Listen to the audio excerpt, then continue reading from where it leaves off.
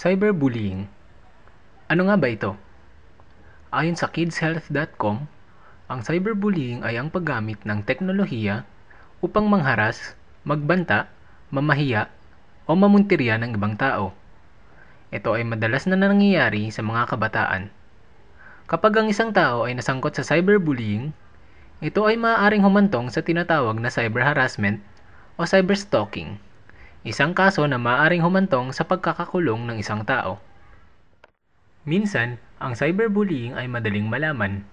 Halimbawa, ang pagpintas sa litrato ng isang tao sa Facebook o ang pagpo-post ng hindi magagandang salita na nakakasakit ng ibang tao o di kaya ay ang pag-upload ng litrato na pwedeng makaargabyado ng isang tao. Ang isang gawain na hindi sinasadya ay maaari ding ituring na cyberbullying.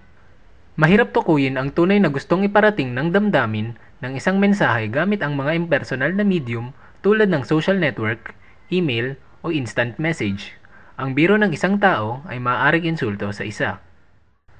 Dito sa Pilipinas, isa sa pinakakilalang tao na na-cyberbully ay si Senator Tito Sotto.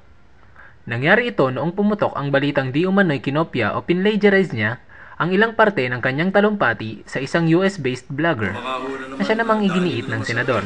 Iba't ibang larawan, pages at post sa mga social networking sites tulad ng Facebook at Twitter ang lumaganap at tumuligsa sa senador. Ayon sa senador, siya na daw ata ang kauna-unahang senador na na-cyberbully.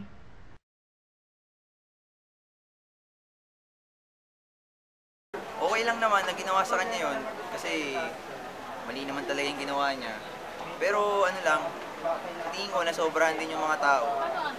Siguro yung iba mali, tingin ko lang kasi tingin ko may dahilan naman siya kaya niya ginawa yung mga ganung bagay eh. Kumbaga yung bigat ng ginawa niya, it's not enough para maranasan niya yung mga bashing na gano'n. Kasi no one, kahit sinong gumawa ng mali or walang ginagawang mali, hindi dapat ginagawa yun. Well, talagang maling-mali siya. Nasa Senado siya, bakit naman niya kailangan gawin yun? So, parang maling example yung binibigay niya sa mga bata, sa mga nanonood. Kasi nagkaroon pa ng issue na biniring up niya pa yung hindi lang siya gumawa nun.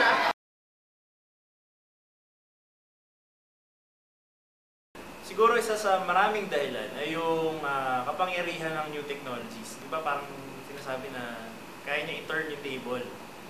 Kung sino yung bully sa physical na mundo, pwedeng siya yung mabully sa cyber na mundo. Siguro ganun, paraan niya ng pambawi ng mga nabubully sa physical na mundo. Siguro meron talagang tao na trip talaga nila mambully.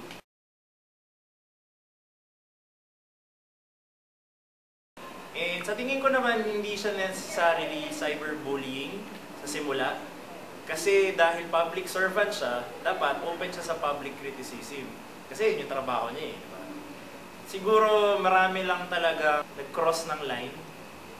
Karamihan nga siguro doon, hindi alam kung bakit nila binubully. Si Soto, kumbaga nakisakay lang sa bandwagon, nakiuso lang. Pero personally, sa tingin ko kasi, hindi siya magaling na public servant siguro. Kaya siya ganon, kaya siya ginaganon. And pinapamukha lang ng mga concerned na tao, aside from those na nakikiuso lang, na mali nga siguro yung mga inaakto niya. Dapat gawin talaga ng lahat ng tao kung ano yung dapat nilang gawin para hindi sila masilip. Dapat hindi lang natin ginagamit yung cyberspace para mambuli. Ginagamit dapat natin siya siguro as a forum para magkaroon ng totoong discussion. Dahil na rin sa mga insidente ng cyberbullying sa bansa, kaya naipatupad ang Anti-Cybercrime Law noong 3 ng Oktubre upang maiwasan ang pang-aapi gamit ang internet. Ngunit ang batas ay kasalukuyang nasa proseso ng TRO o Temporary Restraining Order dahil sa mga hindi pa malinaw na nilalaman nito. Kaya kayo na nagbabalak mang cyberbully, sagad-sagarin nyo na habang naka-TRO pa. Hindi, joke lang. May batas o wala, irespeto natin ang ating kapwa.